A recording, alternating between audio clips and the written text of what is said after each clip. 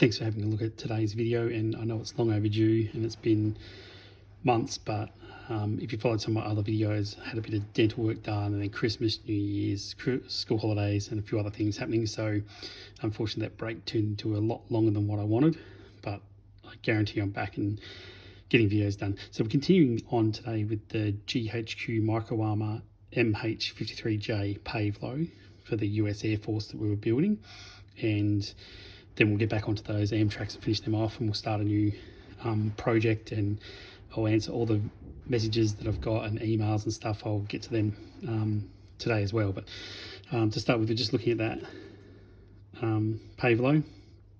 So the last couple of videos with this model was that assembly, and now I'm just going to grab a couple of old bottle tops, just plastic bottle tops, and a little bit of blue tack, and I'll just grab a small piece and I'll just put it on top there. Pick up the rotor section, I'll just sit that on there. That's just so when I hold it and spray it. Today's about spray painting the primer onto the models and then that base coat. So I've already got one off camera that's primed, and then I'll bring that in and we'll get it painted that primary base coat colour. So I just put a bit of blue tack on there as well. Same thing, just an old bottle lid which I've used for one of the other builds, and then just careful not to push up any of your wheels. I'll sort of build it into a little bit of a point, and then I just push it on there just gently. Like, we'll have a spot there that will need to be touched up later on, but that's fine, we can prime that up after sort of leave that for now. So once I get them like that and on something we can hold, I just put on a glove on my left hand because I hold the spray can in my right. So, and the primer we're using is Chaos Black. So I shook them off camera, but yeah, make sure you guys give them a good shake. And I'll pick up the first part, and I hold the can about 30 centimeters away, well, probably 20 centimeters away, and give it a little spray. I normally just do one coat.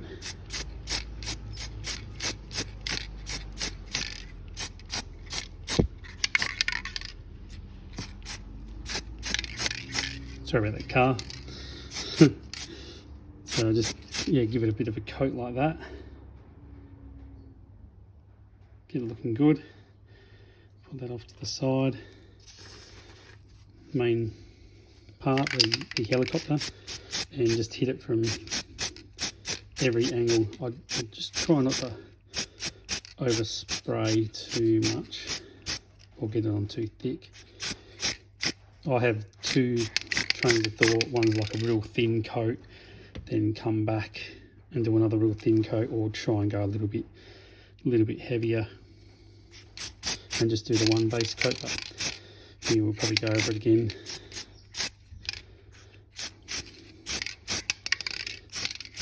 If I get it in the shot.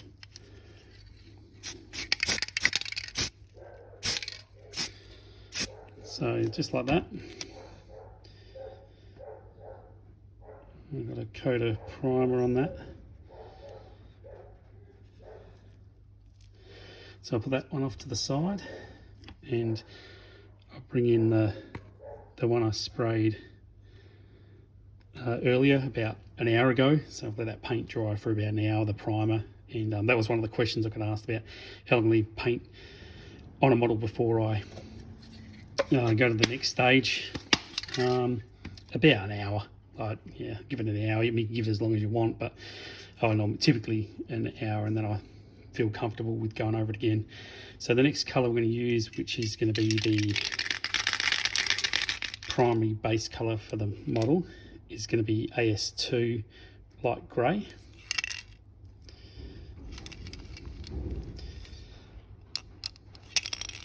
I just find this paint's excellent, nice and thin, provides an excellent coat over small scale models. same thing again, I gave it a good shake off camera. And with the rotors, we'll hand paint the blades, but we just want to get this middle section. So we just give that a quick little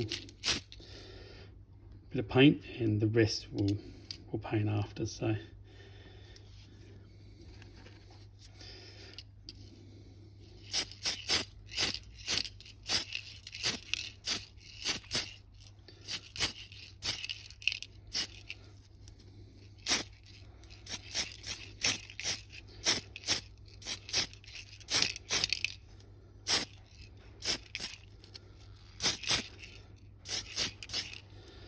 it might look thick, but that will dry out nicely, thin out.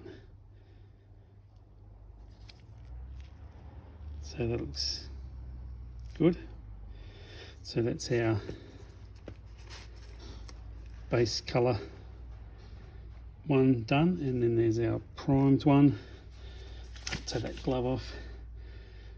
Our primed rotors, and our rotors done for the next stage of the build, which will get everything up to this stage where it's been painted with that grey, with that AS2 light grey. And I'll just quickly mention, I'm not any professional modeler, and I get criticised a bit with stuff, and I just like to say that I'm just trying to show a simple, easy way to paint models, and just the technique I use just to get them on the tabletop for wargaming. So don't just, yeah, I don't know, sometimes I feel like I get hammered with stuff, but I'll answer all the questions today, get everything up to speed, and then we're back into making models. And I'll just put them in a little tray. I'll just move them up for a sec, because it's one other thing I'll quickly talk about is how I store them. So in this container, so we did the Pave low packets, and they just come in the GHQ little blister pack sort of packets, and then I'll just buy these little containers. They just come in, you know, pack of 6 like that.